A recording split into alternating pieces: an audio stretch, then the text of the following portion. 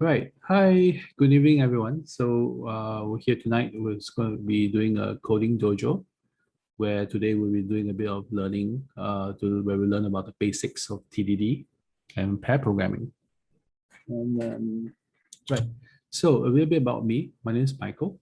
I'm a lead software engineer at GovTech, and I've been in technology for about 20 plus years. And you can find me on most social medias at Coder Kung Fu. You can find me on Instagram, I think, and yeah, most places, and Twitter. So today we'll be doing a bit of a coding dojo. So what is a coding dojo?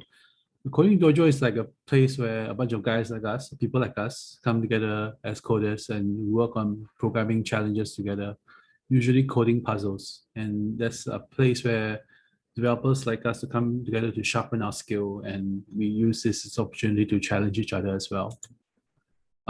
It's a place where we engage in what we call deliberate practice. Basically, we deliberately practicing a skill to improve a skill, right? So it's a deliberate action that we do together, and usually it's a fun experience. Okay, it's always going to be, it has to be a fun experience, because like, but why else would we be doing this on a Friday night? So, but yeah, so usually this is what we want to do for fun, because we like coding, and then first we like coding. The other thing we like solving puzzles. So yeah, so I guess that's what we will be doing in the coding dojo. So in the coding dojo, there are usually three goals that we have going into a coding dojo. First of all, is to learn something new, right? Be it a programming language or framework, or a technique like TDD or BDD or pair programming. So we learn something new, or we try and sharpen our knowledge in that thing, sharpen our skill in, say, in a particular programming language, like say try syntaxes we have never tried before, or even sharpen or get better at using certain framework features. The other thing we could also do is we also could practice coding techniques, like techniques we may never or hardly get to try at work. Things like test-driven development or automated testing, right? This is something that we could do in a coding dojo like this. And of course, today, because our dojo focuses on TDD or test-driven development and pair programming, so these are the two things we'll be focusing on in terms of this coding dojo, where this is coding practices that will be sharpening our skill in, right? So practice our coding techniques. So a little bit about test-driven development. But before I jump into test-driven development, I have to talk a little bit about automated testing, or testing code. So when we write automated tests or test code, these are actually programming code that are written to verify the behavior of your production code. So it's actually programming code that you need to write and maintain, but which actually verifies the behavior of the thing you're trying to write, you're trying to build. And these tests are usually repeatable and predictable, is in the sense that you can run it many times, and every time you should give it the same result. If you have not changed your code, or you not changed your tests, the result should be the same. And we usually run this in the command line, or in the terminal or console, which depending on which OS you're using. And you run this in the command line, so it doesn't have there's no graphic user interface that pops up and takes up memory and takes up whatever. So it should run really fast. So essentially, in an automated test, you give it some input, and it should return an expected output, so a result, right? So for example, sum of 1 and 1 should return 2. So in this place, the inputs are 1 and 1, and the expected output or result is 2, right? So you could represent it in a simple function like this. The sum of 1 and 1 is equal to 2. So you're doing expectation on the result. So when you run this test, you basically execute the code with the inputs, and then verify the return output is the same as what you expected, right? So that's automated testing. So in writing in TDD, you're essentially writing tests first. Before you actually write the production code, you write the test first. You write out the tests before you write the production code, and it's what we call an outside in approach. Take from the outside and bring in. The outside will be the what is the function name, what is the input arguments, what are the input types, and what is the output types, right? So these are the things that you would expect you will ask yourself when writing a function. After that, once you figure that out, then you think about how to actually implement it, which is actually then your production code. So you write your tests based on what you expect the code, how and what you expect the code to have, as in terms of function name, arguments, and whatnot. And then you write your production code that will basically where you do the implementation details, right? So that's the outside-in approach. So let's do a bit of practice. So when we create a function, right, that for example, we should do a bit of practice with example here. Let's create a function that calculates housing loan. So first off, what is the function name you will call this, right? You might call it, I don't know, you might want to call it a loan calculator. So this is probably what you would call because it's supposed to calculate housing loan, right? So we'll probably call it loan calculator. But if you're using a object-oriented programming language like Java, you probably want to do it this way, where you have a local object.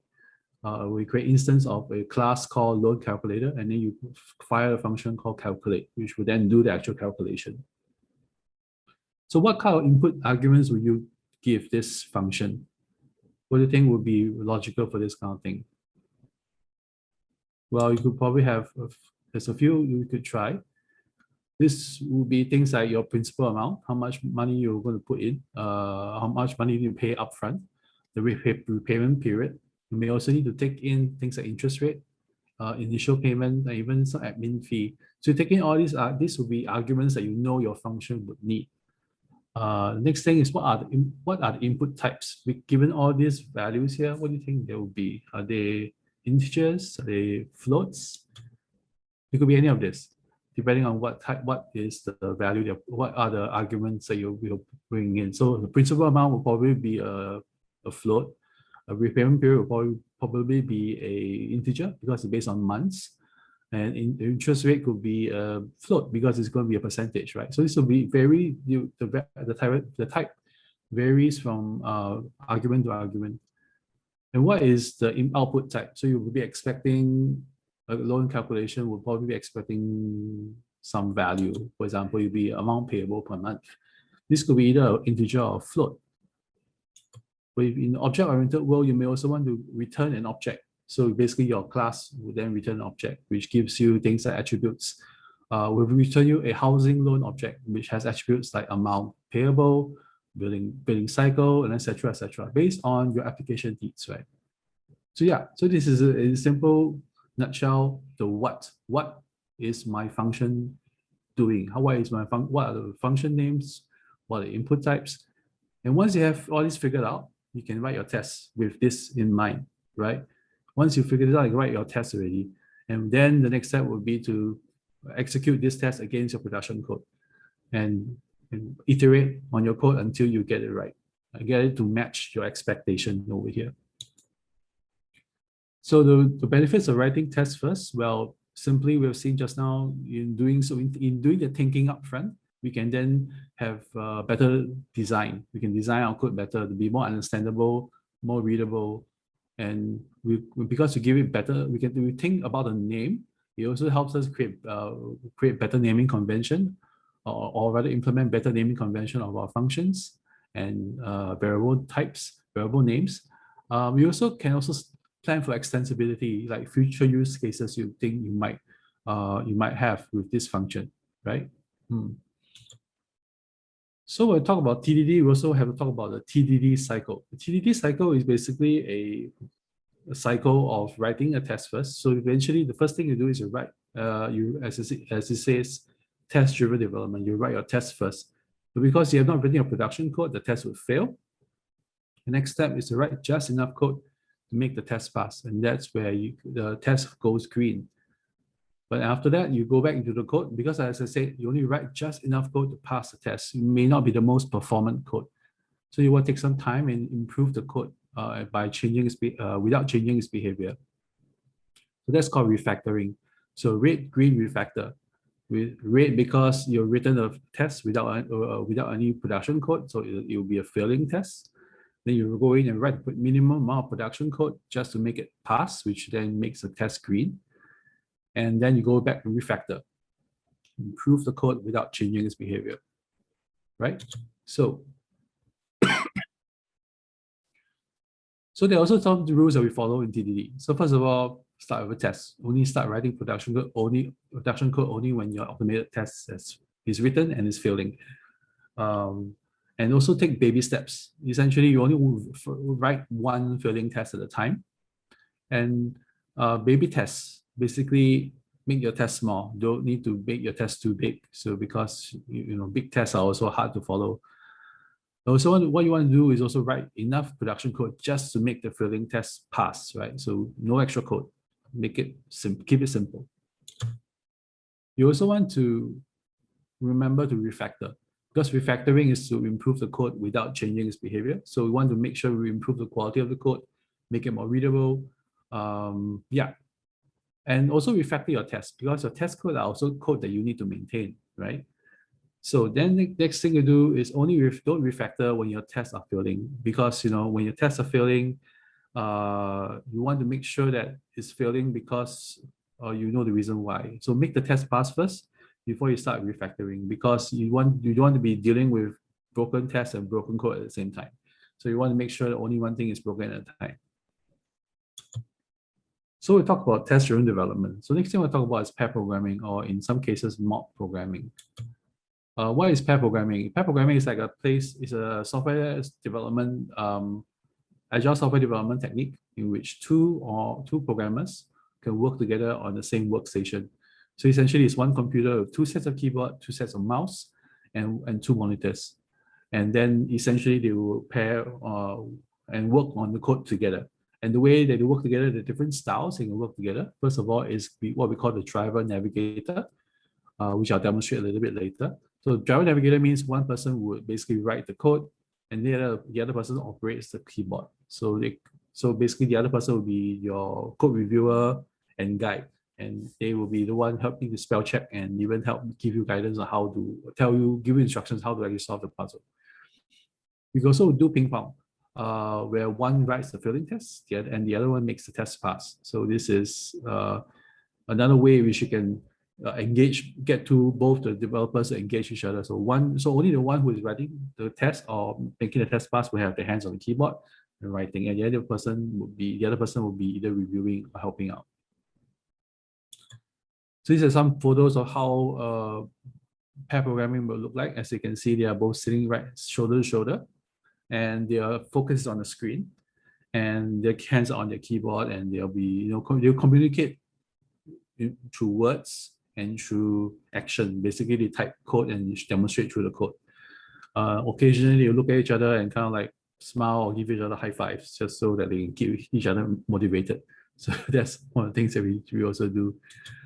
In some cases, you could also do mock programming. Like during our workshop, we could have times where we don't have enough facilitators. And what we do is we can do mock programming. So you can also try this at your workplace. So essentially, it's like pair programming, but with a bigger group.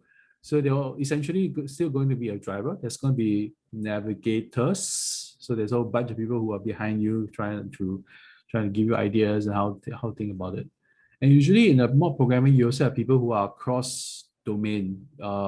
Basically, there are people who are front-end developers, back-end developers. They could also be UX person and they're business owner in the group. So each of them would have some expertise, and they're cross-functional. So essentially, when you have a mock programming kind of situation, you get everyone who is needed to actually build and the finished product is actually in that room, and they can make decisions that could basically make the product almost complete from the time that by the time they finish writing the code.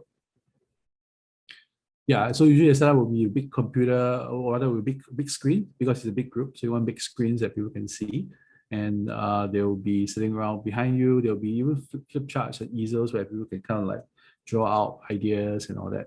And usually there's only one keyboard. There could also be two keyboards, but then again, it could be like there'll be ping pong style where people could be writing together. So yeah, so essentially it's like pair programming, but in a bigger group. So these are some photos of how it actually looks like. So you have like people, as I said, bigger screen is important because as a big group, you want to, you have some distance from each other, and you can see the code more easily if it's a big screen.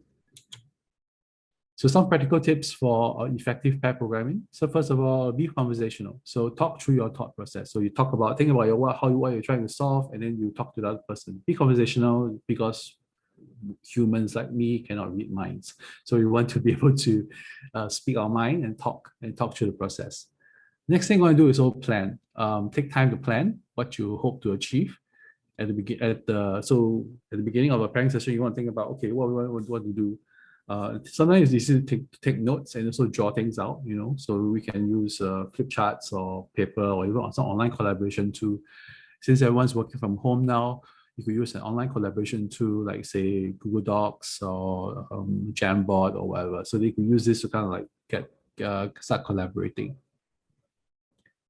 You also use verbal and on-screen cues to help bring focus to things on screen. So like you were talking about a piece of code, you may want to use, say, look at line number 15. So as a verbal cue to get people to get the other pair to look at that particular line of code. Look at line number 15, or look at this button over here, and use your mouse to kind of like jiggle around the thing. This will help bring the other pair's focus on you, because when you're pair programming, usually you're sitting next to each other, both of you are staring at the screen. And if you try to use your hand to point at the screen, you won't be able to see it because he's looking on a different screen. Even more so when you're pairing remotely, right? So you want to be able to help bring a person's focus on things. So for me, like if I'm on a Mac, I'll move my mouse vigorously, the mouse will get bigger, so I can bring focus on the word focus. Yeah, there. So learn to bring focus on things on screen with the mouse cursor inside your finger. Right. So that's all we have about pair programming. So I talked about TDD, I talked about pair programming. Now let's jump into the coding puzzle that we'll be attempting today. The coding puzzle we'll be attempting today is called the FIS plus kata. So essentially, a FIS plus kata goes like this. So you're supposed to write a program that returns a sequence of numbers. So you can see on the right-hand side, there's an example, 1, 2, 3, 4, 5, but when the number is a multiple of 3, like say FIS, you should, or over here, it's like 3, then you should print the word FIS. And if the number is a multiple of 5, you print the word bus instead of the number, right? And for numbers which are multiple of both 3 and 5, you print the word FIS bus, like number 15 over here, right? So you basically generate a bunch of numbers based on, and then you replace the number with whether the word FIS when it's a multiple of 3, or the word bus when it's a multiple of 5, or FIS bus when it's a multiple of both 3 and 5, right? So it may look something like this. So you have a function that takes in the 5. So basically the 5 here represents 5 numbers, the first 5 numbers in the number sequence. And basically we should return an array, for example, with the answer. And you put 15, you should probably from 1 to 15, but replace the words, the numbers that fits the criteria above with the appropriate text, right? So that's roughly it. And today I'll have the privilege of pairing with a good friend of mine. His name is Hari. So we'll be doing this pair programming together. Hi Hari, how are you doing? Hi Mike, I'm good. How are you? I'm good. So right, so what I'll do is I'll switch to the coding screen. So I'm using Cyber Dojo, and what I'll do next is I'll probably grant remote control to anyone who wants to request control. So yeah, so then Hari can also jump in and write code if they needs to. Let me see if I can just give it to you right now. All right, cool. You should have remote control now. Okay, you try and move the mouse. Awesome. Yep, I do. Yep, thanks. Cool.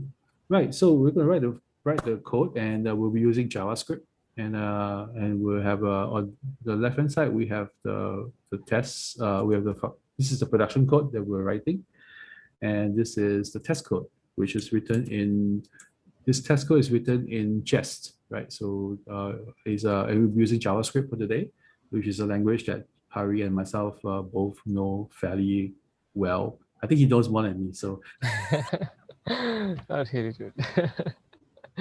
All right, cool. So yeah, let's think about this. How do you want to solve this? Do we want to follow the pattern or that I recommended, where we pass in a number and then return the array of answers? Yeah, I wouldn't mind. We can do that actually. Right. Yeah. So let's see. Let me write the first test. So Sure.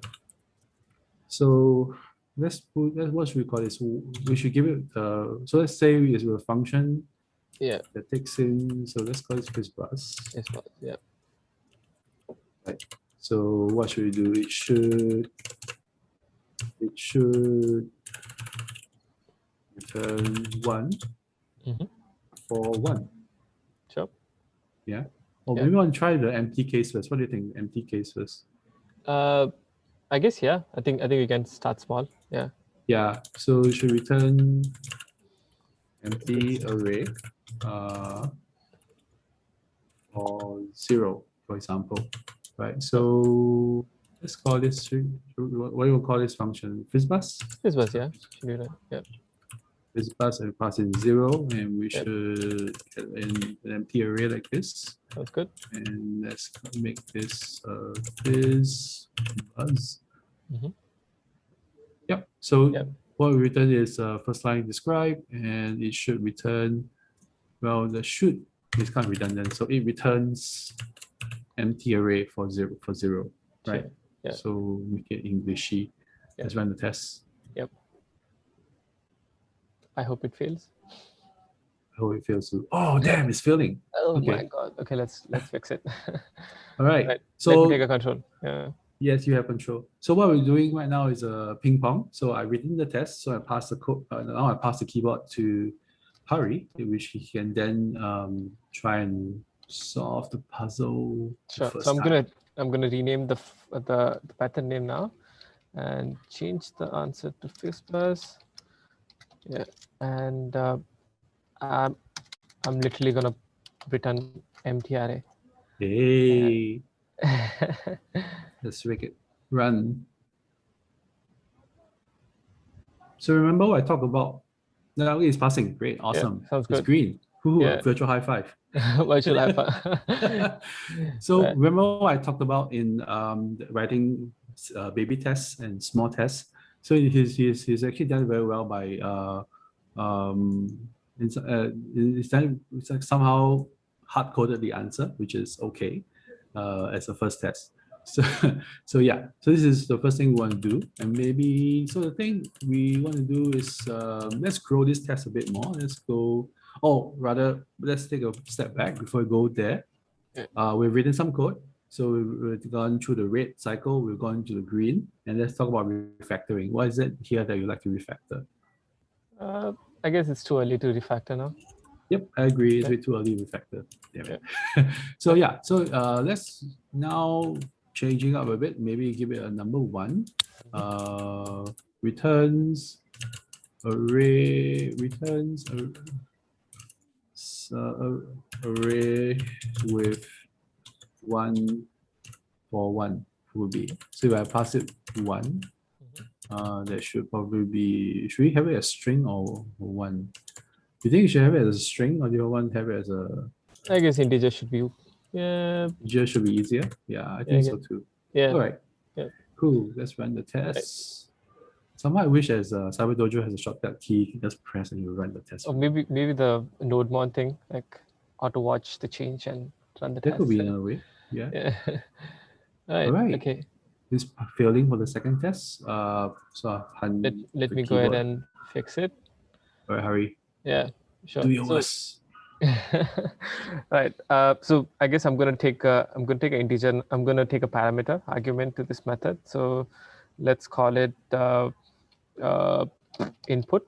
I'm just gonna literally call it input. And if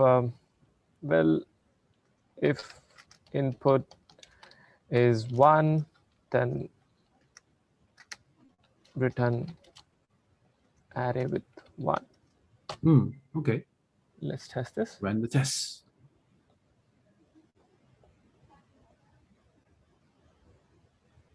Yes, it passes. All right. Virtual high five again. So yeah, great. So we've got 2 tests to pass. And let's talk about refactoring. What can we refactor? Is there anything you want to refactor? I guess still, I think we need more code to. I feel it's too early for refactoring now. Yep, That I is better. still, I also agree, but I also feel like maybe would it have worked better if it's like one liner Oh yeah. and then we Oh just yeah. select Oh yeah. some simple stylistic refactoring Yep. because we made some changes, so we also want to make sure that the refactor doesn't break the behavior. So we're running a test again. Yep, Mhm. it's passing again. Perfect. Great. Right, since there's nothing to refactor for now, let's go with the next one. So question here is, do we want to do two? Is there any value in doing two? I What do you guess we think? can. Guess we can straight away jump into fizz Yeah. test. Yeah. Yeah, cool. So it returns an array with is for 3. Okay. So this will expect a 1. And here's why we don't want to test 2, because we already kind of can test the 2 here by proxy, right? So Yep. in a way, so let's do it fizz, for example, right? So this will be fizz bus with Yep. 3, Mhm. and it should then return an array with fizz inside somehow, right? So let's run the test.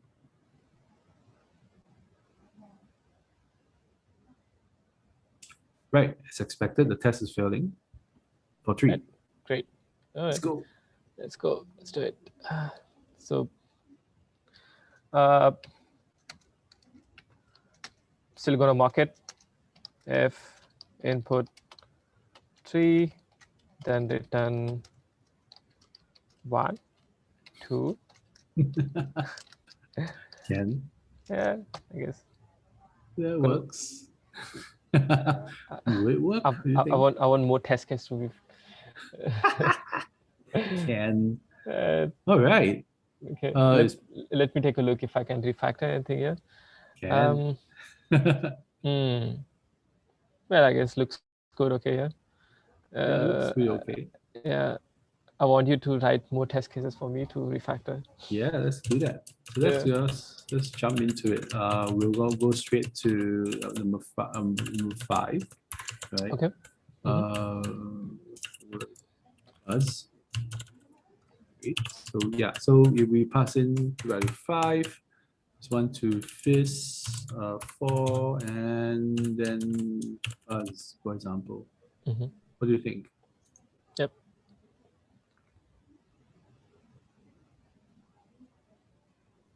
As expected, it's failing. Okay, Okay. cool. Right. I'm still gonna mark it, and don't worry, I'm gonna refactor this now. Well, this is gonna be fizz. Right. For and pass. All right. Let's see. Okay. Right. It passed. Let me see if I can refactor this. Let's refactor this. We probably should stop hard coding things for Yep. now, right? Yeah. What do you think? Let's see. There's a big step I could take is writing a for loop and running through the number. Shall we? So there's a test strategy that we have before, which is we tried before, which is actually to do a focus test. So we could, there are a few ways we can do a focus test. One is we could like comment out all this other code. Yep. Or we can do a focus test. I think, do you remember whether it's focus focus or something? F actually, so you can actually add F FIP in front of like perfect. this? Yep. Right. So we could do one with maybe, let's do this one, FIT on fizz, right? So that should just run the third test. So if you're refactor, we just want to make sure that we at least pass one of the scenarios. Right. And then, yeah, which makes it easier to just focus on the one, passing the one thing. Right. Okay. Does it make sense? Yeah, okay, good. Let's try it. So just want to go ahead and take a look at it. So you have this 3, okay? So sounds good. So I can actually refactor this part. Yeah. Just the 3 now. Gonna do introduce my answer itchy to actually introduce a for loop. Okay. I could try this. Well, okay, 1 second. So start with 1, and I less than equal to input and I plus plus. What I'm gonna do is tricky. You want to introduce a variable to contain the result? How about that? Yep. So gonna have a variable called well, I'm gonna stick with var. So Why? results. Why you var and not do that? Yeah, I could. Yeah, maybe I should just do it. Like, let's go with let then. Okay. Let, and so an All array. right. Yep. And I'm just gonna do one thing here. If I equal to 3, then I'm gonna push results dot push this. Okay. So this will return the first value. Okay. Yeah. Oh well. There should be wait. Else, just gonna push the number. Right. Yeah. But I think line 10 and line 12 will actually run together if you don't. Oh yeah. Else. So else will be good to have. Okay. Let me return. Maybe okay. Let me return this. See if this passes. But if you're doing the return, you will actually skip out the whole for loop, right? Oh yeah, I need to do it outside this. Yeah. Yeah, you probably do it outside of. Okay, cool. Yep. Right. Let's give it a try.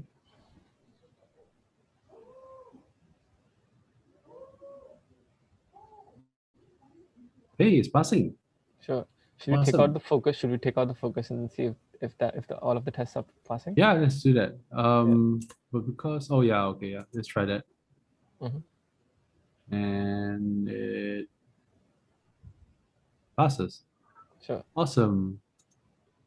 Anything else you want to refactor? I think we're just focusing on 3, right? Should we also do it for the others? Sure. Let's try maybe for 5, I guess. Yeah, we'll do for 5 as well. Yeah. So for 3 and 5, we'll be using something here. Right. Let me think. I guess we can probably merge this two if loop into one and then probably run it through. So extend this for loop to handle 3 and 5. Yeah, we could. Yeah. So would it be something blah or blah? Yeah, just need a pipe. Yeah, 2 pipe. Yeah. Right. So let's do that. And if it's a 5, what do we do next? So I guess you can just introduce. You can just introduce if I equal to 5, then yeah, we could. It could be else. Else if, yeah. If 5, then 5 and plus. Right. Yeah. Cool. Let's try it. Sure.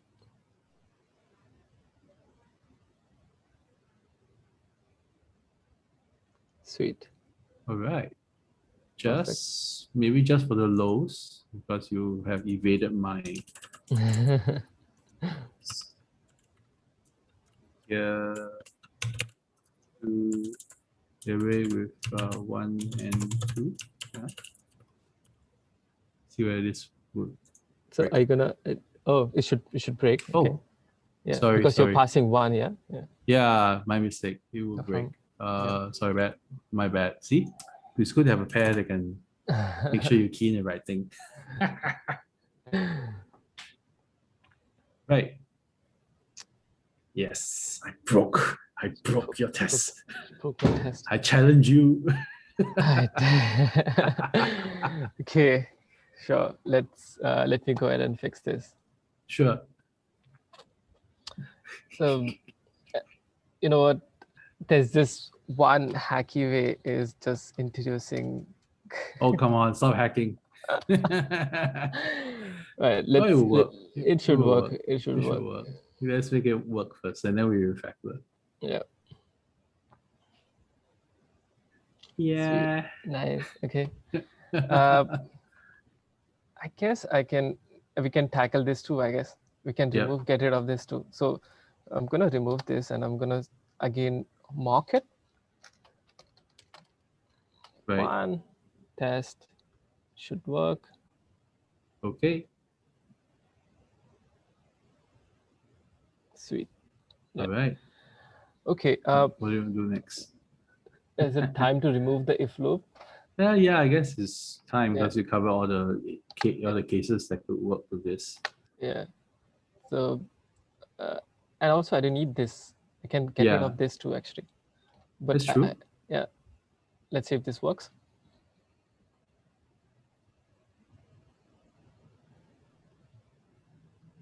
Awesome. Perfect. I'm gonna tidy up the code a bit. Sure. So extra space here, and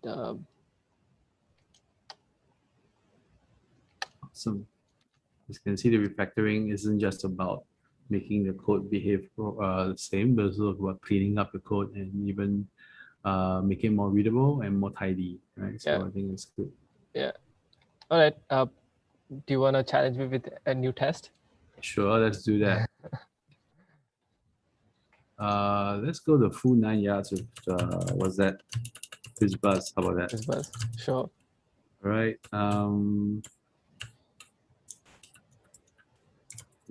FizzBuzz and FizzBuzz for 15, right?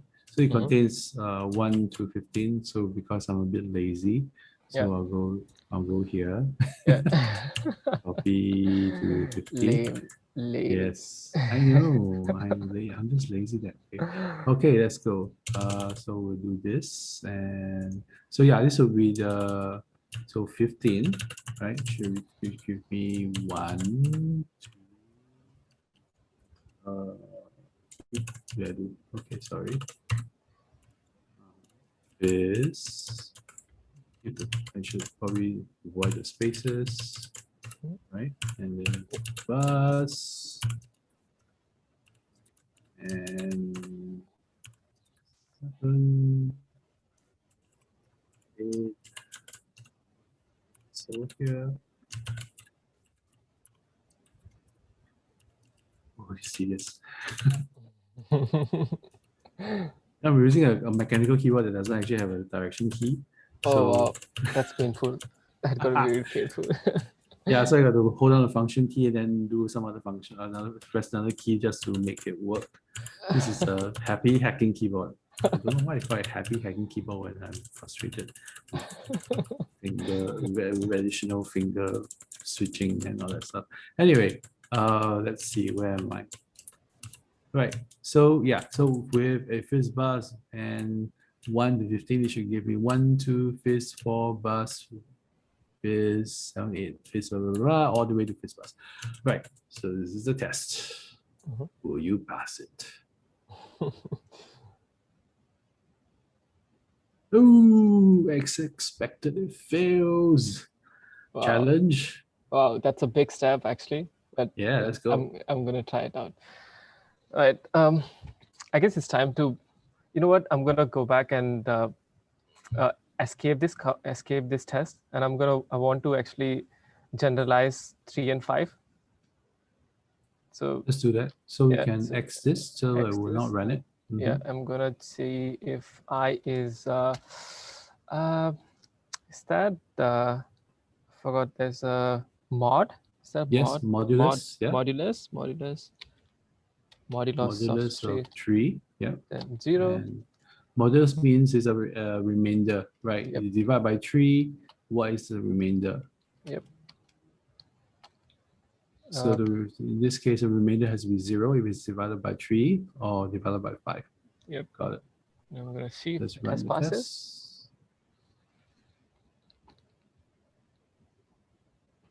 All right, all the tests are still passing. Very Perfect. good. I'm gonna uncomment this and see.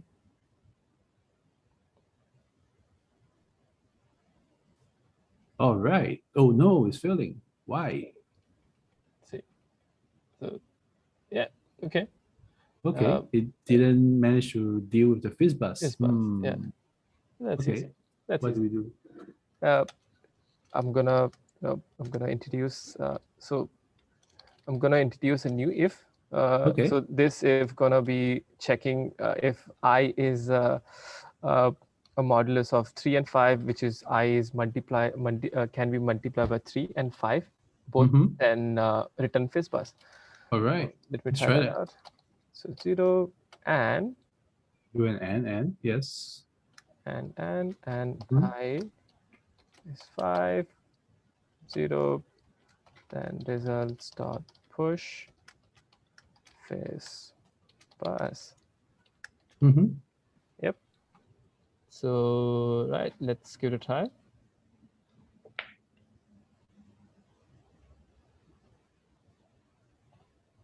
All right. Sweet. Virtual high five. Hi, Damn. bye. Awesome. So you got it to work. So anything you like to refactor? Yeah. Let me think. What else can we refactor? I guess you could get rid of this for loop and make it fancy with ES6 methods. Yeah, let's try that. Yeah. Okay. So you do a for each or Does for each works with a number? I guess I have to. we can Google that. Yeah. Okay. You can try. Let's try that. Yeah. Can I use your Chrome? Yeah. Right. So for each integer. Mm-hmm. JavaScript. JavaScript.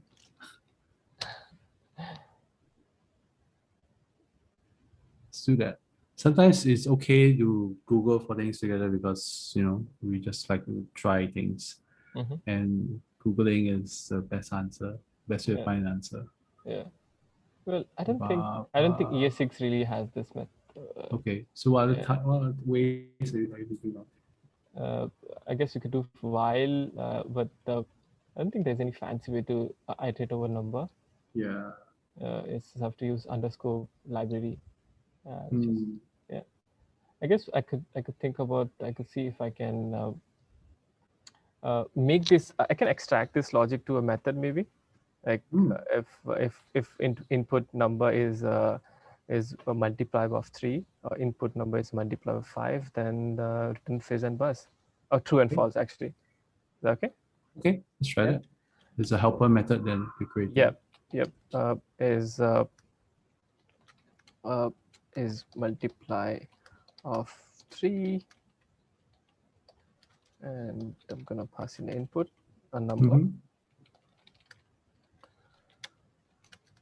And it would return I 3 equal to 0. So I'm gonna use this. Number, should we number model? Oops. Line 4? Yeah. Yep. Cool. We can also do this with I, and then in line 12, we can probably do that with the same thing with the thing in line 12, yeah. Cool. Yep, let's run the test. Let's run the test.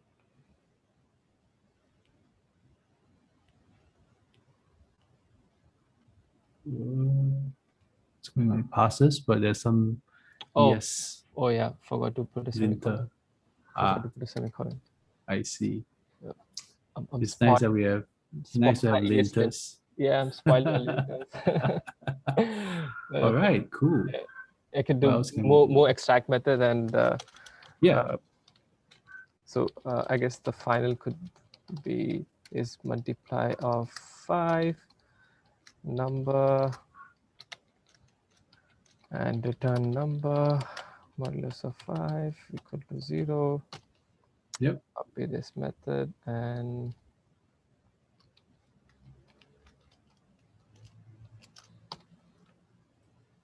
so do the same here. This is continue. I'll explain a bit about this in a while. Sure. Okay, let's run the test.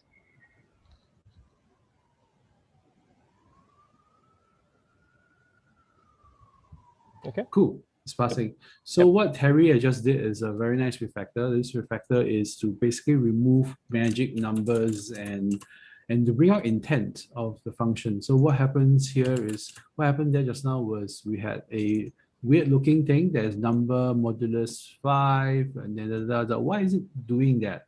Sometimes you may not understand, like if you ever found a big, in your code, you find magic numbers like this, and you're like, why is it doing this thing here, right? Sometimes you can bring out the intent of that. Why was this function, why is this piece of code written this way, by extracting it into a function. A function like this will tell us why we're doing this, because we're doing this because we want to check whether the number is a multiple of 5, or whether this number is a multiple of 3, right? So when you do this kind of refactor, is to bring out the intent of like, why are we doing this? And that's one of the ways that we can do refactoring.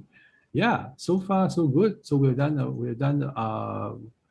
actually solved the puzzle. We've written the code that could potentially solve all the things, as in give us a whole bunch of numbers based on 1 to 15, for example.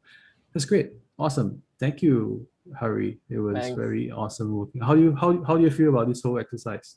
How do you feel about this? I guess it was pretty good actually. Yeah. It wasn't planned, I guess, and then I guess kind of. I think I really like the part where we, merged those two if loop and then kind of made it to for like. There's like two if loops separately, like 3 and 5, managing 3 and 5, and then slowly migrated to for loop. It was kind of like eye opener and great. Yeah. Yeah. Somehow I feel that we could also change this to a map function. There are many ways you could write this and refactor this, and that's why we can do it in a coding dojo like this, where you try different approaches. So one of the ways we can practice again is actually delete the code and retry again with a different tactic and different approach. And that's how we could actually even change. We could even also change the way that we write the tests, right? So because in the coding kata, we want to do is continuously practice different ways of solving it, making small adjustments as we go along, and learn how to improve our technique and stuff. So that's what a good thing about a coding dojo and what a coding kata like this can do for us. Thank you. I appreciate this time that we spent with Hari. Thank you. Thanks, Mike. Thank you, guys. Thank you. And yeah, that's all we have for you. And of course, during the workshop, I'll have a Q&A. But yes, that's all I have. And you can once again find me on social medias at Coder Kung Fu. And yeah, that's all I have. Thank you very much.